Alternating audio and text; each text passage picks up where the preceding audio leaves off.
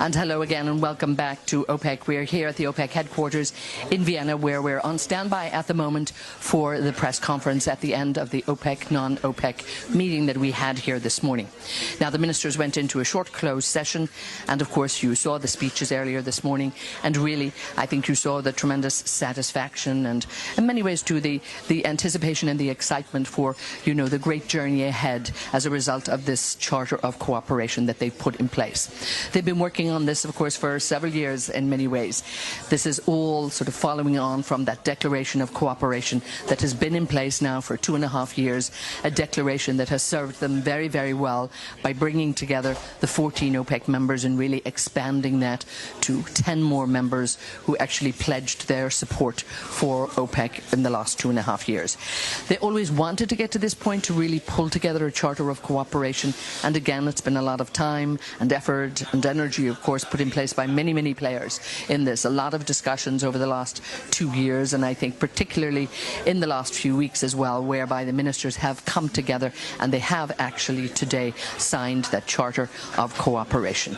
As the Secretary-General, Mr. Barkindo, who's just been extended for another 3 years in his role, as he also said, this is, you know, for him, for everybody else, an historic occasion, really pulling all of these people together to work in cooperation to really manage the production that is there and to send a strong signal, as they said, also to the market that they're very serious about this, that they're very committed to this, and that they are, you know, going to really work this and work proactively, examine the market and be able to be nimble and to be adaptable in terms of what has to happen.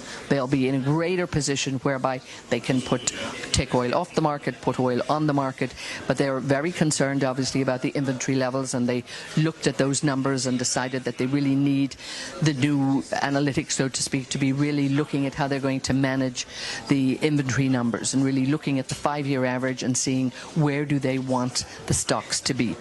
So the technical committees have been very busy over the last while. We had a very, very successful joint ministerial monitoring committee, and again, coming out of that, I think the key elements of this whole few days of meetings here. Number one, the extension in the production adjustment agreement, and that will take them up until March 2020, whereby 1.2 million barrels a day stays off the market. This is what's been in place. It's been working well. They'd like to see those inventories continue to fall and to bring back that sense of balance that they always talk about, to make sure that there is balance in the market and to make sure that the fundamentals are a lot more aligned than we've seen. So putting that in place for 9 months as opposed to 6 months, that definitely pleased the market. We saw an uptick yesterday, of course, in the price, a bit of a fall off today on this, but again, this is quite natural in terms of what would happen on the market at the moment here. But the reaction that we're hearing from the analysts, of course, looking at this as a very, very healthy indicator and as a healthy sign. Everybody is looking at the state of the global economy, and of course it's one of the key reasons that they're particularly looking at this, making this decision and really counting those barrels, because they have to look at demand and supply. And when we see all the economic projections that are coming in place for the rest of this year, and indeed looking ahead to 2020, you know, we are seeing maybe softer growth on the economy, and this is from all the indications what we're hearing. We've had a few hiccups obviously along the way, and particularly the trade talks between US and China really had caused some issues over the past few months. At the G20 meeting last weekend, I think we really clearly saw that a truce was brought together, I suppose you could put it that way. Certainly it helped the sentiment in the market, and this I think is extremely important too. This is a market driven by sentiment quite often, and we need to be really looking at the economic health of the global economy. And of course, any divisions between the US and China and the threat of a greater trade war, which at one point there was, that had got the market very, very nervous. So people pulled back a little bit until they saw some sense of certainty come onto the market. And even as we look now for the second half of the year, that certainty is not guaranteed. What we have here is a truce. We have an agreement to really look at more positive talks. I think that commitment is there that they will do what they can to find a resolution. But again, this is not going to be an easy journey, and it's not going to happen overnight. There's a lot of work to be done on this. So all eyes will still be watching what happens on the US-China trade talks, because this has been absolutely essential and really had a big knock-on effect effect on the oil market, particularly, this time around. Probably 5-10 years ago, it wouldn't have had as much effect, but it certainly had this time. So investors are very aware of that, and all of the political players involved are very, very aware of this as well. So at the moment, that's one of the key elements that has helped, without a doubt.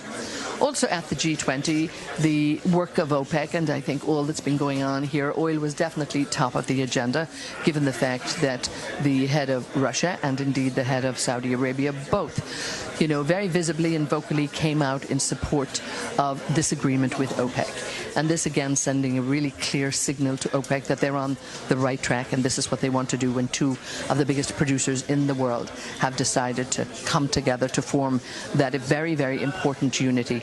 And, of course, OPEC and non-OPEC coming together on this. Russia being, the leader very much of the non-OPEC group. There's 10 countries in the non-OPEC group, and Mr. Novak, the minister, is the joint chairman of the JMMC, so the Joint Ministerial Monitoring Committee. Of course, the chairman of that committee has been the Saudi Arabia minister as well, Khalid Al-Fallah. So both gentlemen very united in their effort on this, and they have really, really committed. They've decided, and they've brought on board all of the other ministers who really want to make sure that this is the new agenda going forward. It's unity, it's commitment, and it's cooperation on a global scale, on a grander scale than we've ever seen in the history of this organization, or indeed probably any other.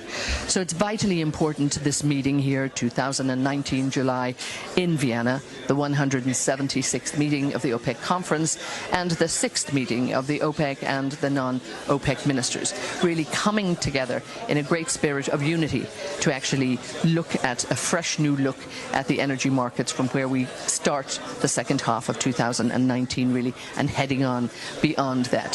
So all of the ministers here, I think, are to be congratulated. They're very happy with the work that they've done. I think they were very proud of what has been achieved, because it hasn't been necessarily an easy road. They've had to talk to very diverse groups, obviously, with 24 ministers in place now, really, with all different agendas, different populations, all of that. There's so many different things that are happening, different production levels, geopolitical issues in some countries, different export levels, all of that stuff. All of that has to be really analyzed, it has to be categorized, it has to be examined, it has to be agreed upon, it has to be discussed, maybe sometimes not agreed upon.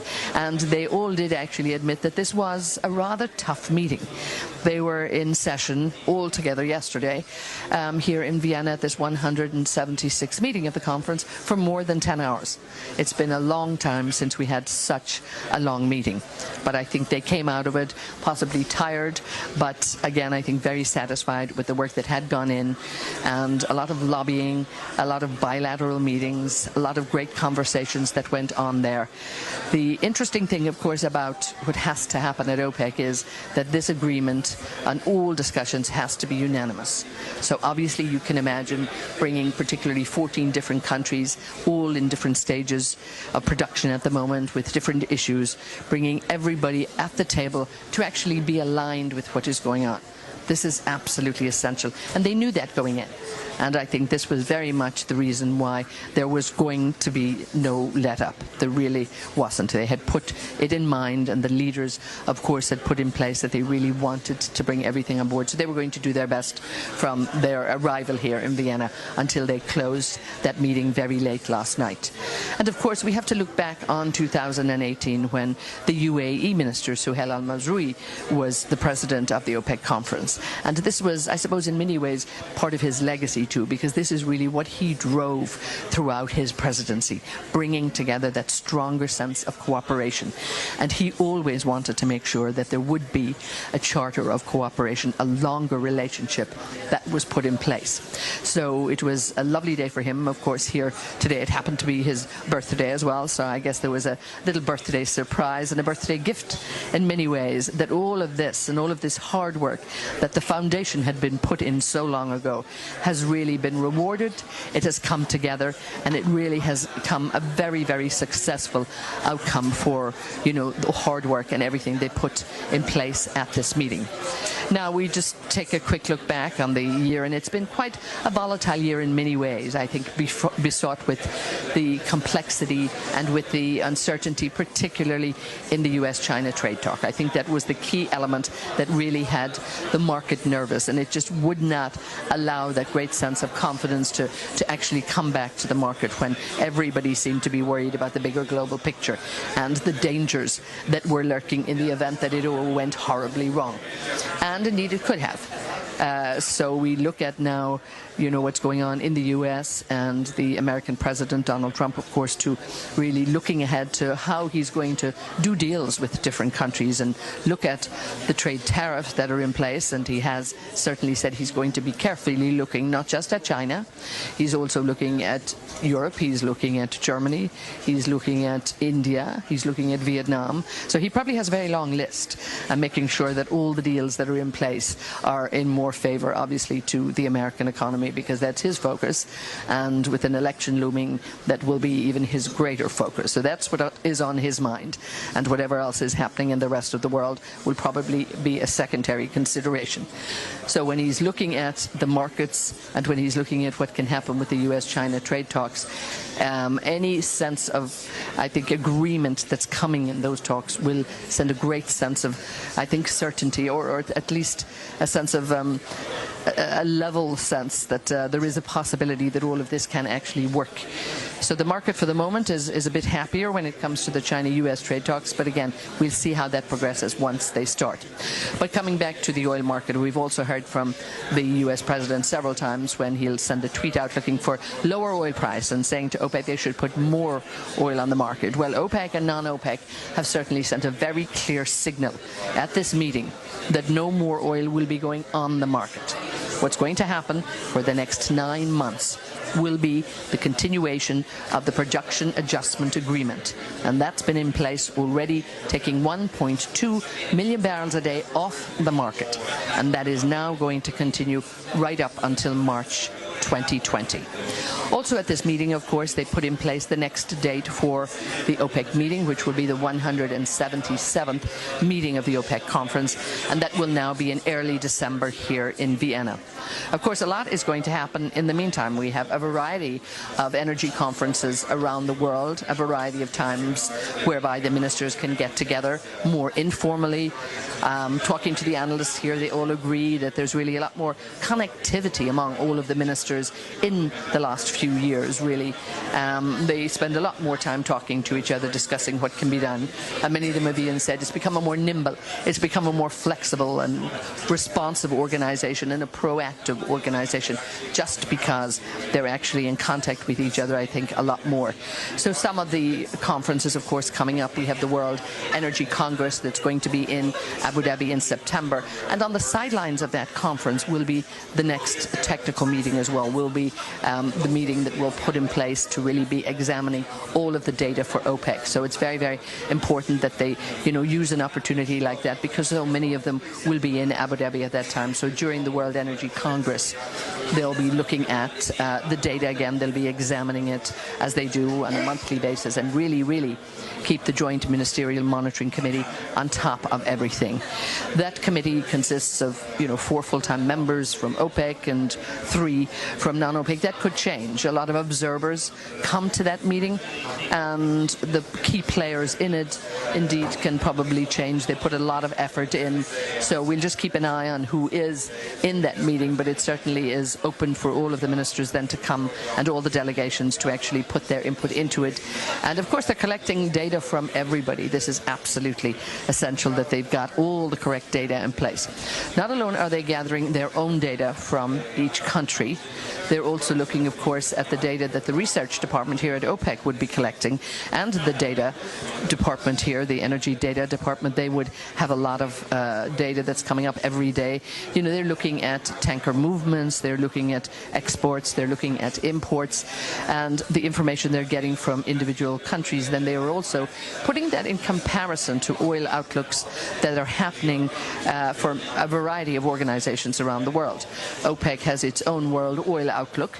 It also has the annual statistical bulletin, so tremendous information and data that is all available on the OPEC website. And of course there's an app for that as well. Fascinating detail there that you as an analyst, as an academic, as just anybody interested in the oil market can actually freely take a look at it. So, you know, thanks for watching this podcast, but or your webcast, but when you're through, just take a look through the great data that is on the OPEC website and is constantly being uploaded on that, the monthly bulletin, all of the reports. But while they are looking at their own outlooks and they're talking to the experts that they would talk to, you know, on a daily, on a weekly, on a monthly, on an annual, quarterly basis, and that, you know, they're also comparing and contrasting all of these outlooks to other outlooks that are out there. The International Energy Forum every year holds a comparison of outlook workshop where we have the International Energy Agency and OPEC really pulling the outlooks together, examining all of the data that's on that, looking at them and really looking ahead to see what are the projections and what are the scenarios for oil and gas supply and demand in the years ahead. When we look at the economic data at the moment, we're also looking ahead, you know, to the first quarter in 2020. So, and this is probably one of the key reasons, in fact, the ministers have said this too, that they are being proactive. They don't want to get to the end of the year and then find that they have to rush back in, you know, and start all over again and start negotiations. So they're very, very conscious that the first quarter of the year is a little bit slower.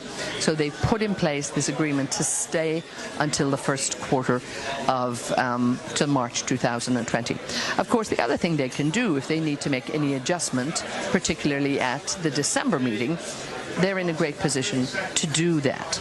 You know, we're going to hear a lot more now about the Charter of Cooperation, and I do know the ministers are probably heading down very soon. I'm beginning to get notice of that. I'm keeping an eye just behind me here and just see what's happening here. But they had the meeting this morning. We had some speeches there from the OPEC president. We heard from His Excellency Khaled Al-Fallah from Saudi Arabia. We also heard from Mr. Novak as well from Russia.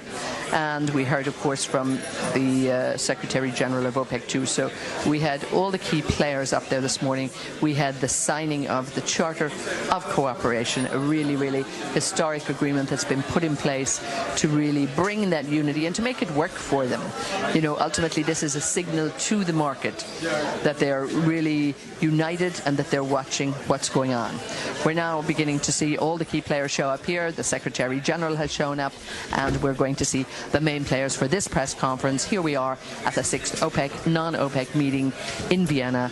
So we're going to turn over live to the press conference in just a minute. We have the Russian minister who has also joined us. Everybody very interested to hear what he will have to say. All of the press here just holding on to every word.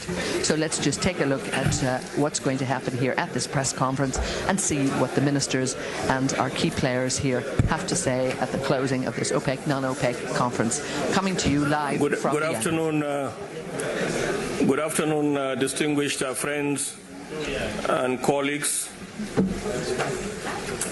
Let me begin by apologizing on behalf of His Excellency Khalid Al-Fallah, the chairman of the JMMC, who is supposed to be with us as he promised yesterday at the OPEC press conference, but because of some unforeseen circumstances, unplanned meetings with the Austrian government, he asked me to convey his sincere apologies to you. He may join us or he may not be able to, but he wishes all of you all the best, and he really appreciates all the support we've been receiving from your good selves. May I, without further ado, invite the President of the OPEC conference, His Excellency Manuel Quevedo, and his co-chair, His Excellency Alexander Novak, to address us. Mr. President. Thank you, Your Excellency. Muy buenas tardes, queridos periodistas. Good afternoon, ladies and gentlemen. El día de hoy nos hemos reunido en Viena bajo el liderazgo y la presencia de Su Excelencia, Ministro de Energía de la Federación Rusa, Alexander Novak. Today, we have gathered here in Vienna under the guidance and the co-chairmanship of His Excellency Alexander Novak, Minister of Energy of the Russian Federation, así como el Ministro de Petróleo de Arabia Saudita, Khalid Al-Falih, a los fines de realizar la 6ª reunión ministerial de los países OPEP y no OPEP. and with His Excellency Minister Al-Falih from Saudi Arabia, in order to convey for the 6th OPEC and non-OPEC ministerial meeting.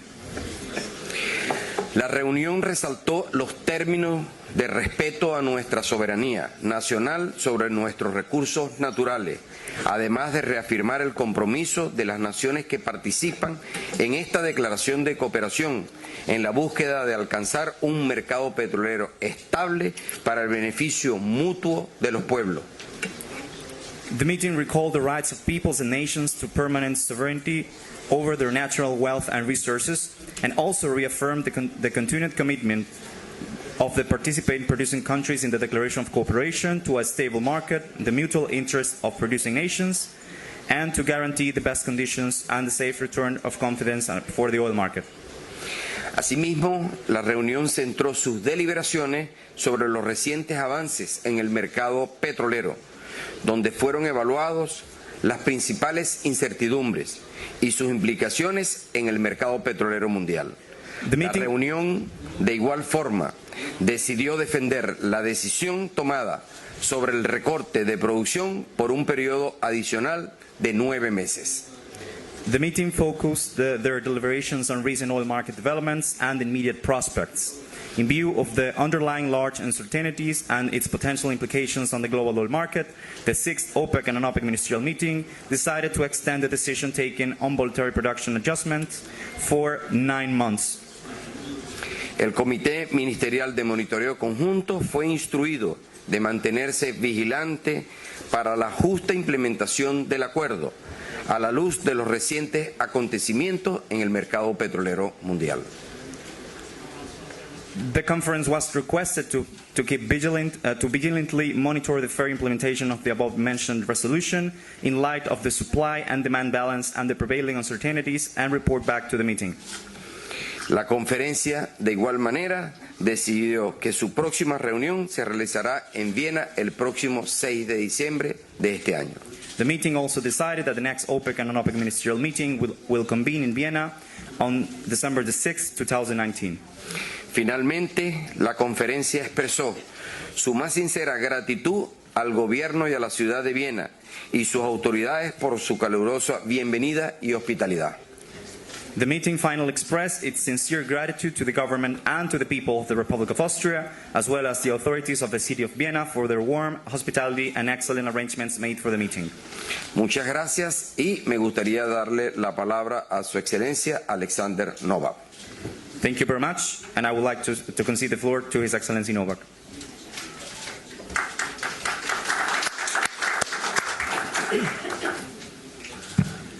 Уважаемые дамы и господа, уважаемые представители средств массовой информации, хотелось бы вначале поблагодарить принимающую сторону и город Вену, Австрию и секретариат ОПЕК за замечательно проведенные здесь несколько мероприятий за последние 2 дня и за гостеприимство традиционное.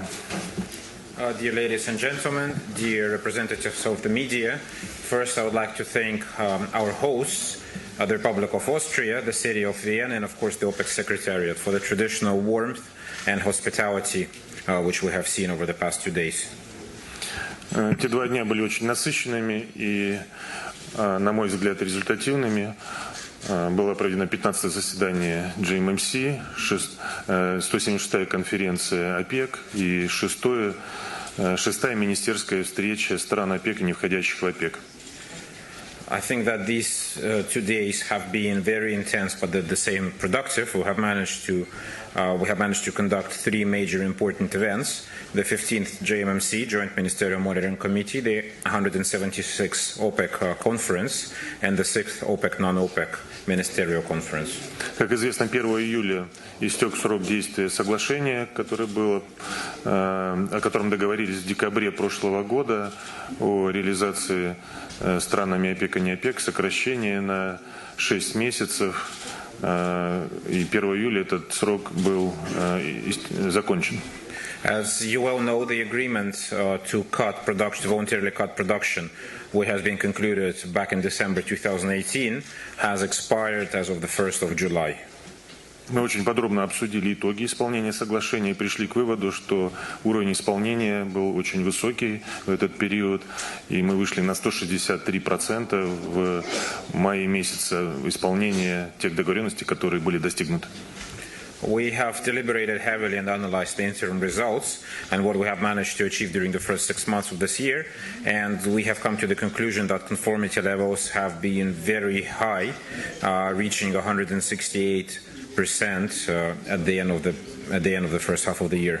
Хотел бы отметить те страны, которые перевыполняли в течение этого времени свои обязательства, и особо выделить Саудовскую Аравию, которая значительно больше сокращала, чем было это предусмотрено соглашением.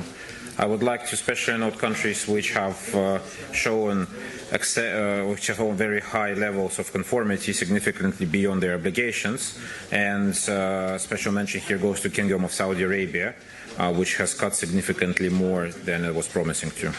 И нам в этот период удалось избежать большой волатильности на рынке, роста существенного запаса, и мы видели стабильную ситуацию на рынке. Thanks to these common efforts, we have been able to significantly reduce market volatility during this period, as well as preventing an excessive build-up of inventories. В течение последних 2 дней мы активно обсуждали ситуацию на рынке и прогнозы на второе полугодие 2019 года. During the past 2 days, we have discussed various scenarios. We have discussed where the market stands, as well as the forecasts for the second half of the year and onwards. Была отмечена в том числе и роль саммита G20, где обсуждались в том числе сценарии развития мировой экономики, и мы увидели позитивные сигналы, которые пришли с этого саммита. A lot of time was allocated to discussions around the G20 Summit of Global Leaders, which has been held in Osaka just recently, and its importance for the global oil market. We have seen quite a lot of positive signals come out of that summit. Несмотря на то, что рынок достаточно стабилен, мы отметили, что много есть неопределенностей и обстоятельств, которые могут существенно повлиять на ситуацию. And despite coming to a conclusion that the market now is in a better shape than it used to be and fairly stable, we have still noted a very large number of uncertainties and events which can potentially destabilize it and lead to increased volatility. Рассматривались различные сценарии наших совместных действий во втором полугодии 2019 года. We reviewed a few scenarios for joint action for the second half of 2019. И после тщательного анализа текущей ситуации мы все единогласно пришли к мнению о том, что нам необходимо продолжить нашу совместную кооперацию еще на 9 месяцев до 31 марта 2020 года.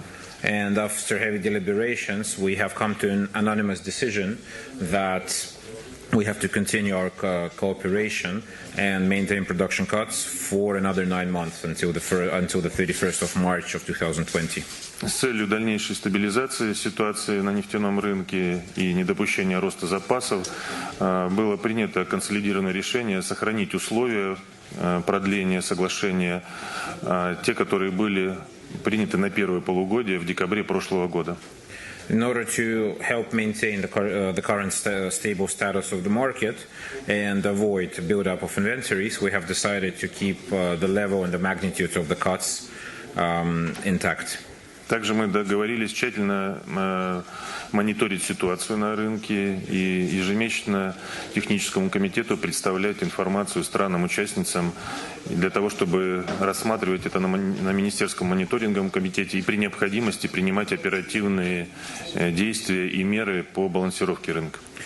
We have also decided that we need to significantly intensify our monitoring and have a JTC report monthly to the JMMC in order for the JMMC to be able to make decisions in case they're needed to ensure stability of the market if some of the uncertainties materialize.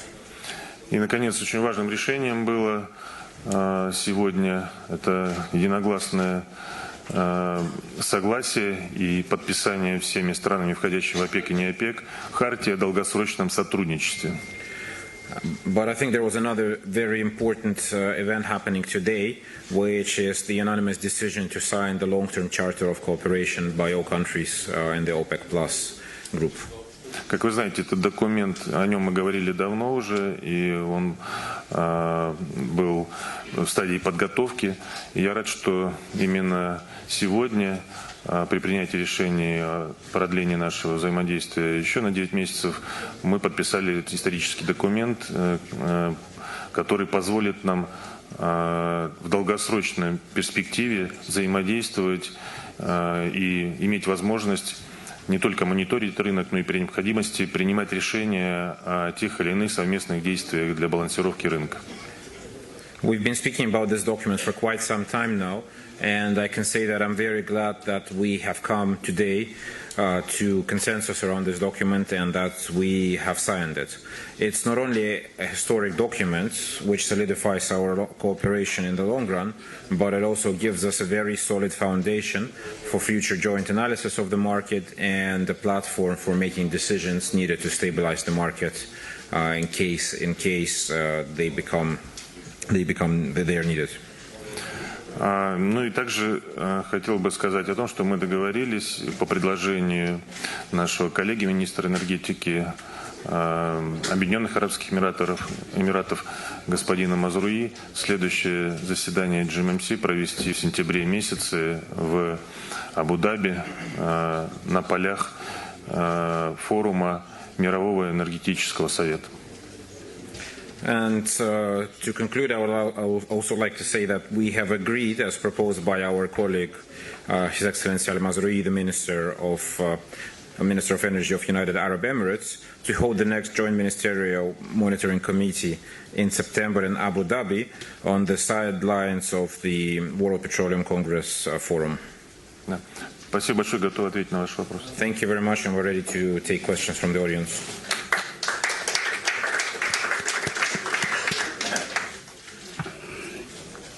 Thank you, Excellencies, for the very informative statement. Now we start our questions, please.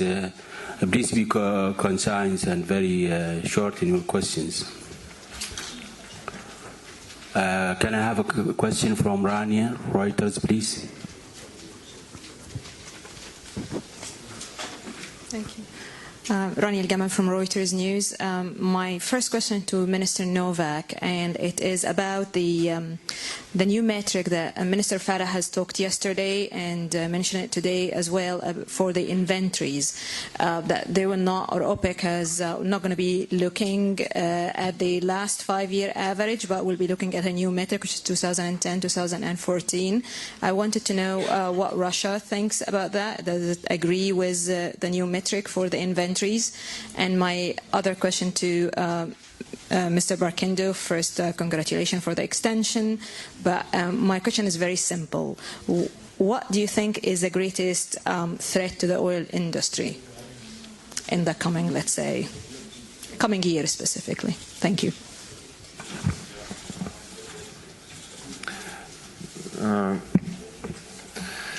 К сожалению, нашего друга господина Аль-Фалиха сейчас нет, он находится на встрече, которая была заранее запланирована с высшими властями Австрии. Но я хотел бы, пользуясь случаем, еще раз отметить ведущую роль министра Аль-Фалиха в в достижении тех договоренностей, которые мы сегодня с вами отфиксировали, которые достигнуты. Была проделана очень большая работа за эти 2 дня. Я знаю, что были и разные мнения. Нужно было найти консолидированное решение, и прежде всего в ОПЕК. И, конечно, здесь роль министра неоценима в том, что он сумел найти сбалансированный подход. И ОПЕК принял решение вчера, которое сегодня было поддержано странами не ОПЕК. Well, before I answer the question, I would like to say that unfortunately our friend Khaled Al-Faleh is not present now. He is at a very high-level meeting in the Austrian government, which was pre-scheduled. But nevertheless, I would like to once again take the opportunity to note the special effort which he put into reaching the agreement today and to bringing all sides together, despite quite a lot of disagreements at the beginning of the process. So in the past 2 days, the positions of OPEC countries have been brought together, and a consensus has been found, and the positions of non-OPEC countries.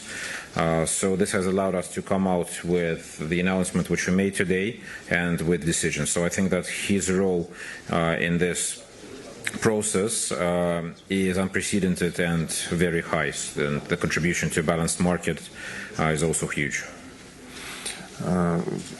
Мы с господином министром Фалихом находимся в очень тесном контакте, и последняя наша встреча была также в Осаке на полях G20.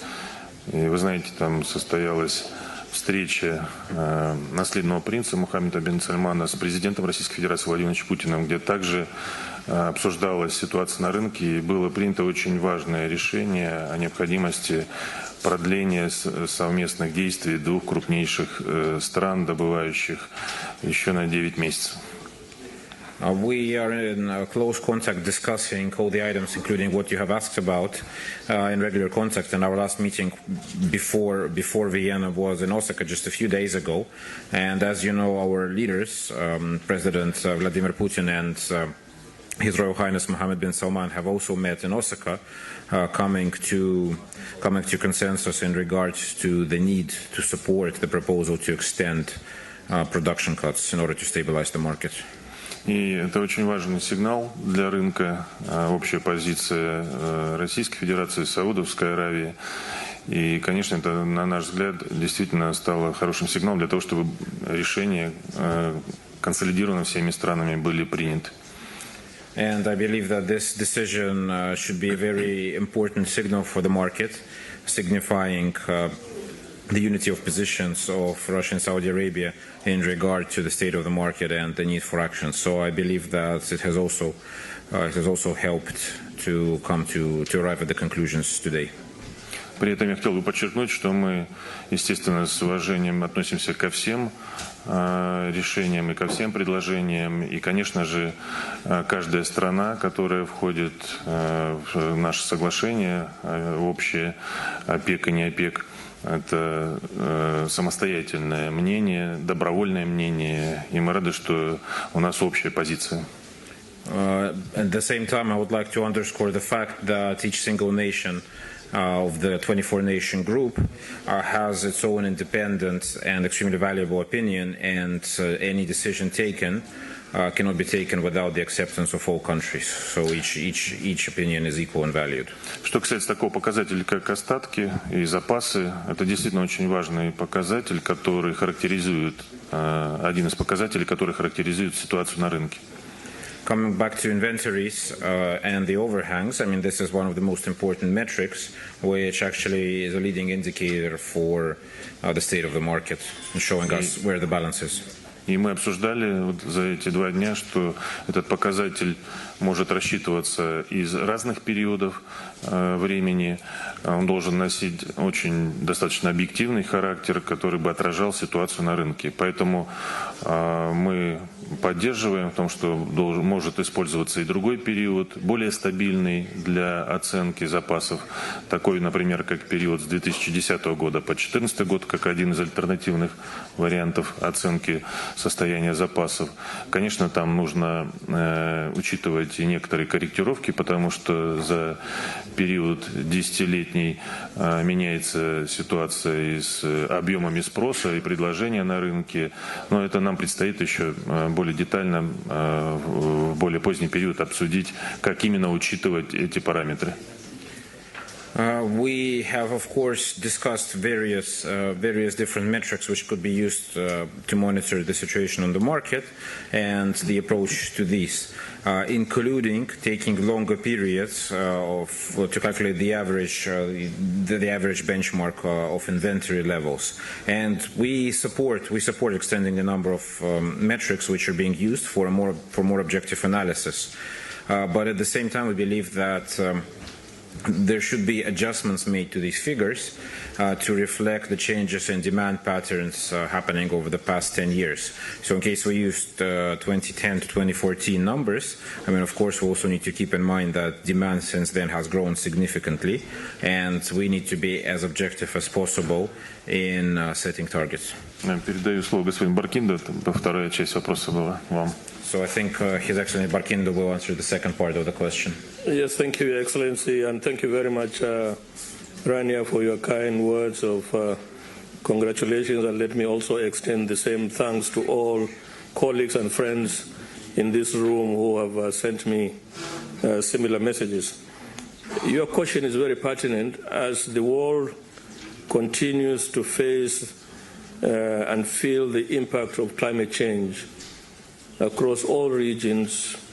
Extreme heat waves, drought, desertification, floods, extreme monsoon winds and rains.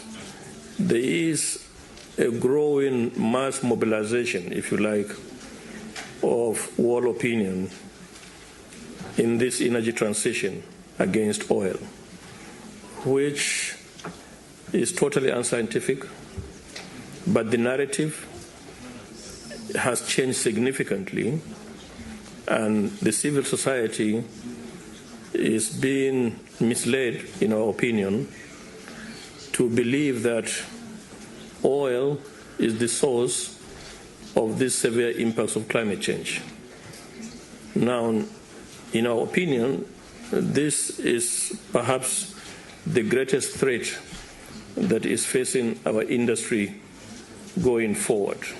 We have seen this spring and summer across European capitals, including here in Vienna, where children are being mobilized to demonstrate on streets, in parliament, in corporate headquarters, at annual general meetings of IOCs, campaigning against our industry and oil.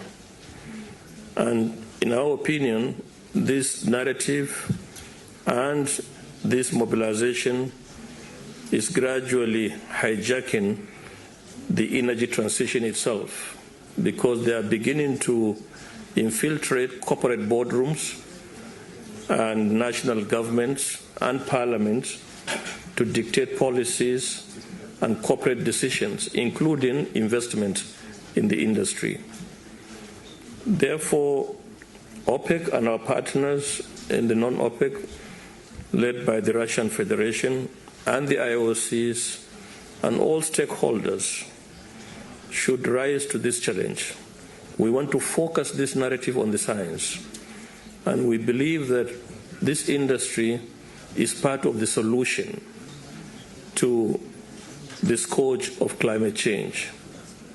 But we also need your help, because you are the voice of the world, you are the voice of the voiceless. All what we ask is to be given fair hearing. Let's focus on the science, not on the political narratives, the campaigns that we are seeing of late, including here in the Secretariat. I can tell you, colleagues, our children are asking us about their future, because they are watching what is happening. They are seeing their peers on the streets campaigning against this industry, and they know this is our industry. So I want to use this opportunity to urge all of you policymakers, ministers, corporate chieftains and the industry as a whole to rise to this new challenge and take up this narrative. Thank you. Yes, can we have a question from IHS Market, please?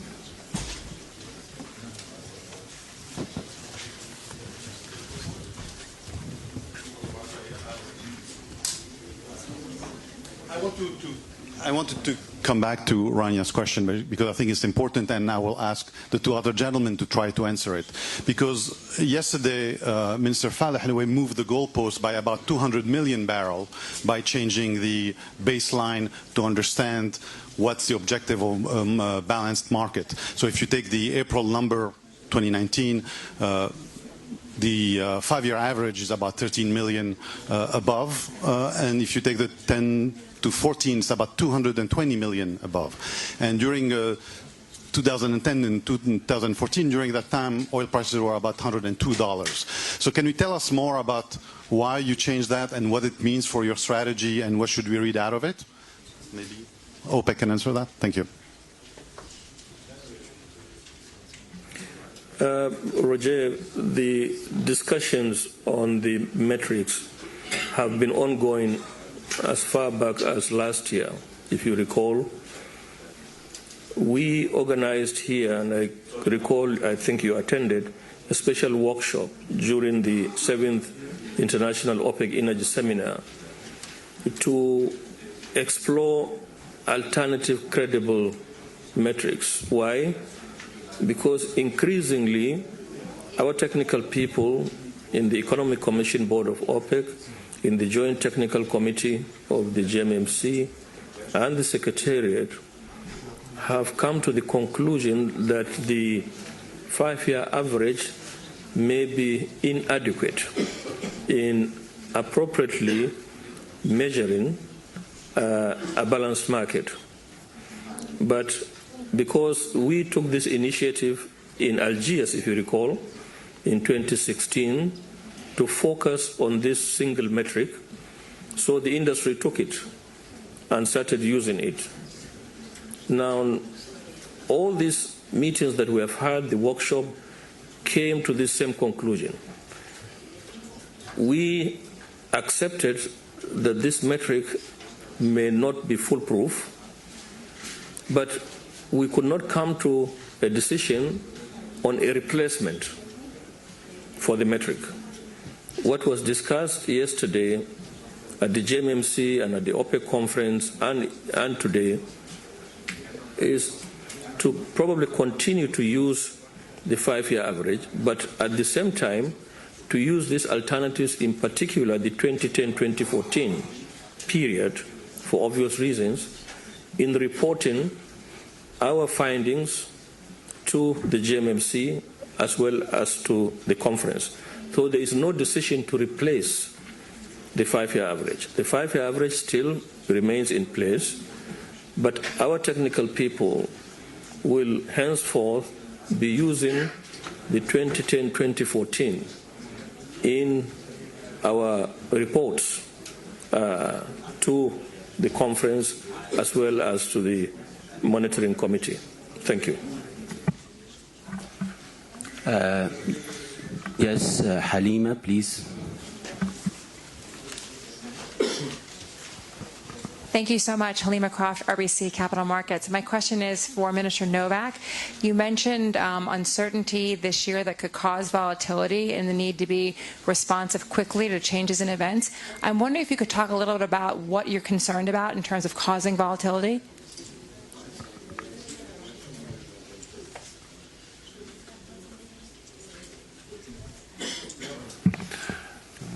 На самом деле, действительно, мы с вами видим, что различные форс-мажорные обстоятельства очень сильно иногда влияют на рынки. И тому примеру мы видим много, в частности, торговые войны, которые мы видим все больше и больше влияют на рынки. Это введение и повышение пошлин на товары для тех или иных крупнейших экономик.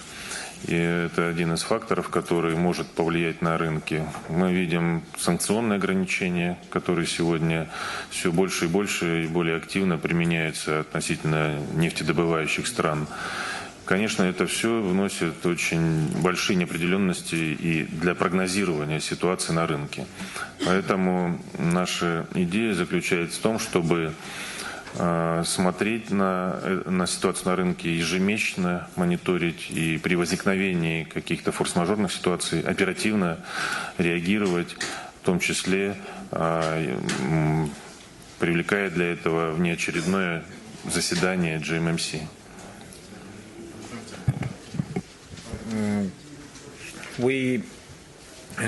Thank you for the question, and we see a large number of force majeures happening in the world in different and various sectors and in different forms. So a good example, good but unfortunate one, would be trade wars, which are intensifying as we speak. We see import tariffs being imposed, we see limitations being imposed, which significantly hamper global trade and leads to downgrades of global growth forecasts. We see sanctions being used freely without any justification and more frequently. And all these things put together make it very difficult to actually predict the future and to make adequate forecasts. That is why we want to be able to monitor the situation closely on a monthly basis and act, basically take any course of action which is needed to respond to these events, including through calling extraordinary JMMC meetings to actually make recommendations.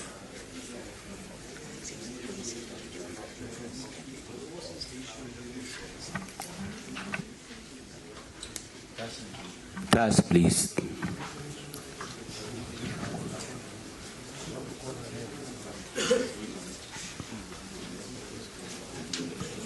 Thank you for the possibility to ask questions.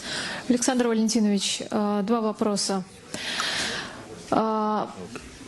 Россия в июне перевыполнила соглашение о сокращении добычи, но одним из факторов стала история с дружбой. Вопрос, сможем ли мы поддерживать выполнение нашей квоты, учитывая, что среди российских компаний, скажем так, затруднения с консенсусом. И второй вопрос. Проясните, пожалуйста, Россия будет ли делать какие-то финансовые взносы в обеспечении работы соглашения ОПЕК+, поскольку сейчас все расходы берет на себя секретариат. Спасибо. Переведу. So I'll translate the question for the audience. So Mr. Novak, I would like to ask two questions. The first question is that Russia has exceeded its level of conformity in the past months, but in part due to the incident happening on the Druzhba pipeline. So the question is, would Russia be able to remain at 100% conformity in the future, considering the visible lack of consensus between Russian companies? And the second question is, would Russia be ready and willing to financially participate in the activities of the Charter, considering the fact that now the whole burden is on the OPEC Secretariat? Отвечая на первую часть вашего вопроса, я бы не связывал, на самом деле, ситуацию с нефтепроводом «Дружба» и с исполнением тех договоренностей, которые были достигнуты в рамках сделки ОПЕК+. Well, starting from the first question, I would not link the Druzhba incident to the OPEC Plus agreement on cooperation. Да, что касается нефтепровода «Дружба», это была форс-мажорная ситуация, как вы знаете, связанная с криминальными действиями отдельных юридических и физических лиц. И на сегодняшний день, что касается поставок российской нефти, они уже давно возобновлены, и качественная нефть, соответствующая стандартам, давно поступает потребителям. И в настоящее время проводится большая работа в соответствии с утвержденным планом по оставшейся загрязненной в хранилищах нефти и приведению ее, так сказать, в соответствие с техническим регламентом.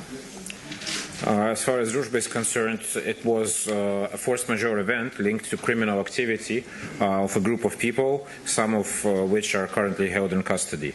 As I can say now that most of the consequences have been resolved in the sense that the flow of crude oil fully in line with the agreed standards with minimal content of chlorine oxides. Flows of this crude has been resumed to European consumers and to Russian ports. And currently a lot of work is being done to cleanse the contaminated crude in storage on Russian territory and bring it in line with quality standards demanded by our customers. Что касается исполнения наших обязательств, у нас действительно была довольно такая обширная дискуссия с участием наших нефтегазовых компаний, с участием федеральных органов власти, такие как Министерство финансов и Министерство экономического развития. Как вы знаете, президент в интервью также отметил, что он проводил совещания вместе с нашими компаниями, и было выработано из разных вариантов общее консолидированное решение. Поэтому Россия будет полностью соответствовать взятым на себя обязательствам. As far as our commitments, well, we did have quite a lot of discussions about this topic, as you know, with companies, with ministries, and especially with the Ministry of Finance, Ministry of Economic Development. And our president, in one of his interviews, he has actually mentioned a meeting with companies to discuss this topic. But we have, before making the decision public, we have of course arrived at a consolidated position and reached consensus between all parties involved in this. And that is why Russia will, as always, comply with its obligations.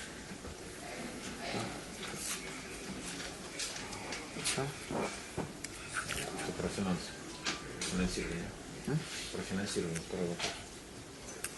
Будем ли мы финансировать? Что касается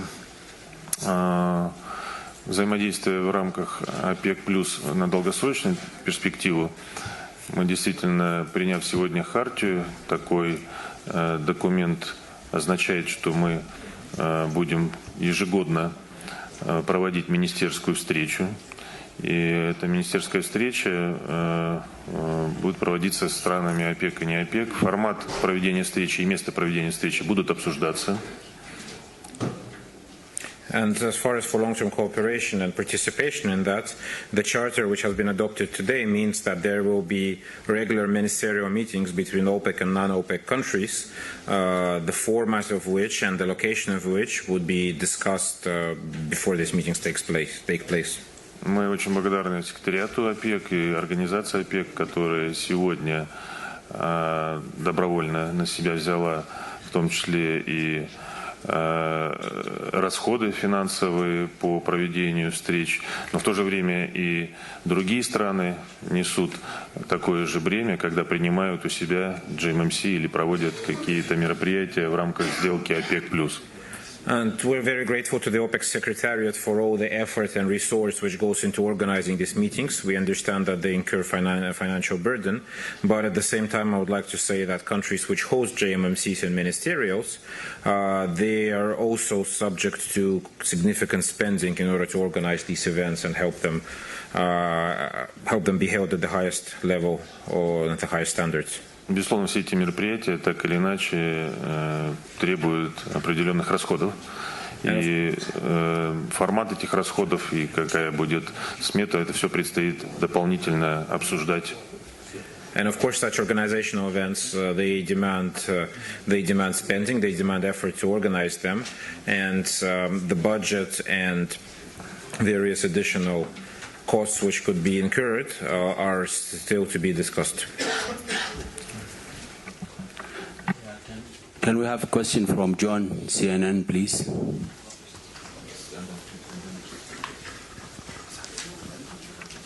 Thank you. Thanks for the microphone. Sorry I'm late to the press conference. We were outside on a live shot. It's a question for Dr. Barkindo and Minister Novak. First, congratulations to the Secretary General for renewal of another term, which should be acknowledged for your hard work. It's just one question, the same one for the two of you. If we're looking from the outside in, this effort of collaboration and formalizing a charter seems to be a big effort to serve as almost a shock absorber for the expansion of the United States, which has been pumping 4 million barrels a day more than it did 5 years ago.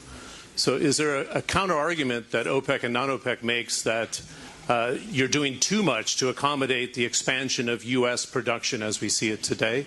Dr. Barkindo, if you want to start, and if His Excellency could follow. Thank you. Thank you very much for your kind words of congratulations. The Declaration of Cooperation that will now become the predecessor, if you like, to the Charter was entered into by these 24 producing countries in December of 2016 for the sole reason of restoring balance to the oil market that went into severe dislocation in the longest and the most severe downturn that we have seen in history. And this Declaration of Cooperation, as you know well, has been implemented with tremendous success in the last 2.5 years. And in the course of time, we all agreed that we should begin to think of how to institutionalize this cooperation, and hence the discussions on the Charter, which was finally endorsed this morning.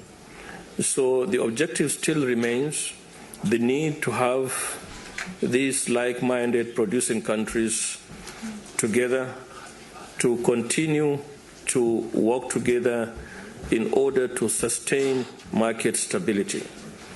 The continuous headwinds, the continuous extraneous factors that we have been witnessing interfering with the fundamentals of the oil market badly needs this type of organization, if you like, or gathering of producers working together on a continuous basis, and hence the unanimous adoption of this charter. The United States today is the biggest producer of oil in the world, is fast becoming a major exporter on the global scene, and we welcome this new status of the U.S. as a producer. We had always said that this dialogue that is badly needed, not only between OPEC and non-OPEC, but between producers as well as consumers, would be incomplete without the United States on the table.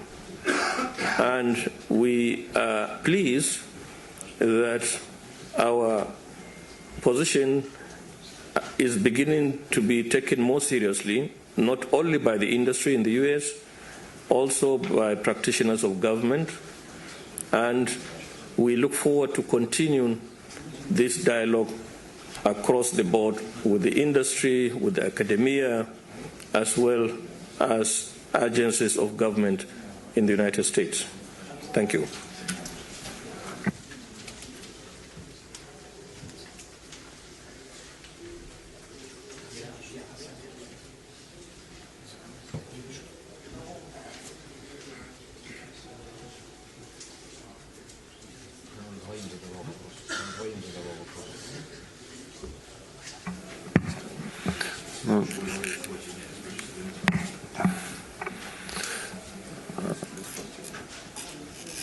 Я сначала хотел бы тоже присоединиться к поздравлениям, которые прозвучали в адрес господина Баркинда, и действительно отметить его ведущую роль, поздравить его с продлением его полномочий еще на 3 года. Мне кажется, это действительно очень заслуженное решение, единогласно принятое членами ОПЕК. Но я думаю, что и все страны, не члены ОПЕК, полностью бы тоже поддержали, проголосовали бы за это. I mean, I forgot to say one thing, and is to congratulate His Excellency Mr. Barkindo with the re-election, because I think it's very well deserved and a very important event for the industry, and rightly so. I mean, if all non-OPEC countries had a chance to vote on the OPEC questions, I believe that all non-OPEC countries would also vote for Mr. Barkindo to head the organization. Давайте поздравим. Что касается второй части вопроса, какой вопрос, такой и ответ. Мы никоим образом, принимая решение о нашей долгосрочной кооперации, не думали о том, как вы сформулируете, что это ответ на действия Соединенных Штатов Америки. Это абсолютно не связанные решения. As far as the second part of the question concerned, I mean, I think there's a very simple answer to this. We do not shape our strategy in response to U.S. actions. We shape our strategy in response to what the market does, and that's what's driving our decisions. Ну, вы знаете, что общая добыча стран, входящих в ОПЕК+, составляет примерно 46-47 миллионов баррелей. Это примерно половина общей добычи в мире. А США является тоже крупнейшей добывающей страной. И не только США не входят в соглашение. Мы просто должны учитывать при нашем взаимодействии, в том числе и общей ситуации на рынке, и те страны, которые являются крупнейшими поставщиками углеводородов на рынке. Мы, безусловно, должны это анализировать и смотреть, как развивается ситуация на рынке.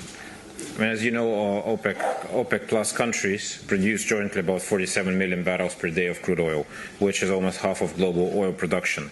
The United States is also one of the largest producers in the world and a meaningful player, but we, as responsible countries and responsible suppliers, we have to analyze and keep in mind all the factors which affect the global industry and the global market, and respond to the overall directions and vectors which the market development, which shapes the market development. So it's not a single factor. There's no single factor which drives our decision-making process. It's a combination of things. The last question from the lady, yes, please. Madeline García de Telesur de Venezuela. Quisiera saber qué mensaje al término de todos estos encuentros se está enviando la OPEP al mundo cuando hay algunos asuntos internos en algunos países, pero han logrado superar y han dado estos resultados que ustedes han mencionado. ¿Creen que las decisiones protegerán el mercado ante ataques? ¿Qué podría vulnerar el mercado? Y si creen ustedes que pueden sobrevivir estos 9 meses unidos, sobre todo si me puedes responder Rusia. The question from the ladies, considering that we OPEC and OPEC reach an agreement, and also assuming that there are many internal affairs ongoing right now, do you consider that this cooperation could be successful and it will last for the 9 months it was agreed? Muchas gracias. Ante todo quiero fortalecer y reafirmar que la OPEP en este momento está más unida que nunca. Thank you very much for your question. I would like to emphasize that OPEC is more united than ever right now. Tenemos países que estamos atravesando dificultades. Pero a pesar de las dificultades, nosotros miramos más allá de la individualidad, nos evaluamos en colectivo y el objetivo final es alcanzar la estabilidad del mercado petrolero mundial. Despite there are many ongoing issues in all countries, I would like to assess this cooperation on a collective matter, as a collective matter.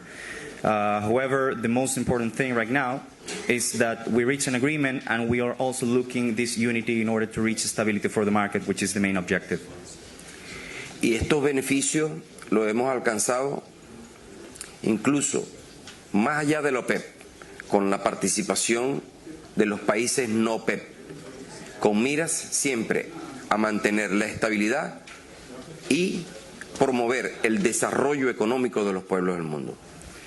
And these benefits we have reached, as it is possible to see right now, have gone beyond OPEC. So the important objective we are reaching right now is to maintain cooperation and establish a framework that could allow sustainability for the future. La declaración de cooperación es una herramienta que da un fuerte mensaje al mercado. Nosotros nos mantendremos vigilantes, trabajando unidos con miras a mantener la estabilidad, con miras a fortalecer el desarrollo de todas las economías del mundo. This declaration of cooperation is a very important tool and will allow us to remain vigilant to the market in order to guarantee the much needed stability we need right now for the market and for sustaining the welfare of our peoples and nations. Nos mantenemos focalizados en los fundamentos del mercado, analizando la oferta, la demanda y los apropiados niveles de inventario. We remain focused analyzing the main perspectives and fundamentals of the market, such as oil production and demand, and this will be the way we will do it in the next months. Por supuesto quedan algunas vulnerabilidades, sobre todo geopolíticas. Of course, there are many uncertainties, especially in the geopolitical, as a geopolitical matter. Pero los asuntos que se deciden dentro del seno del OPEP y no OPEP están enmarcados exclusivamente en mantener la estabilidad del mercado petrolero. But the main objective we're right now pursuing is maintain stability for the market and reach sustainability within our decisions.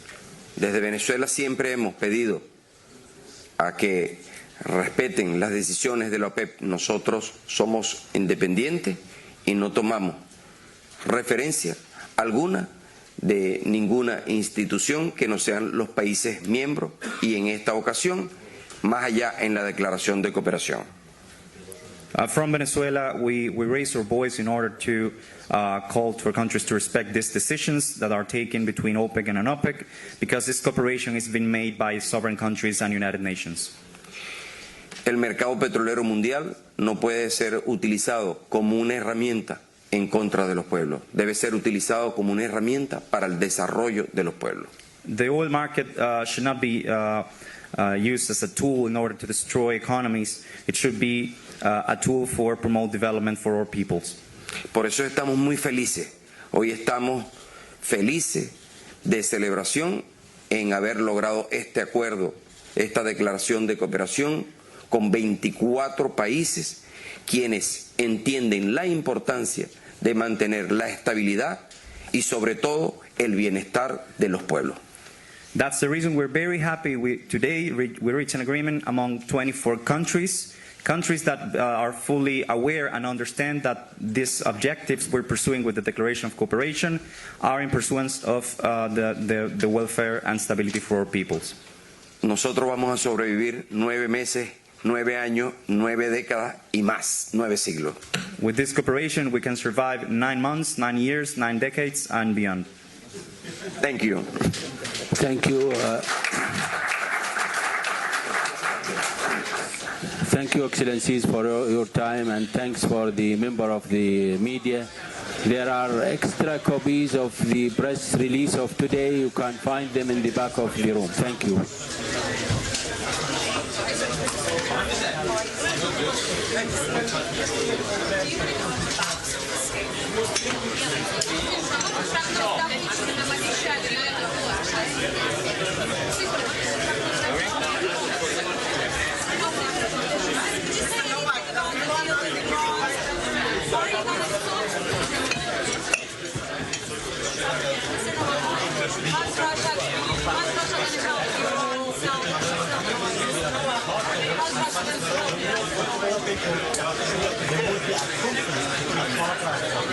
Gracias.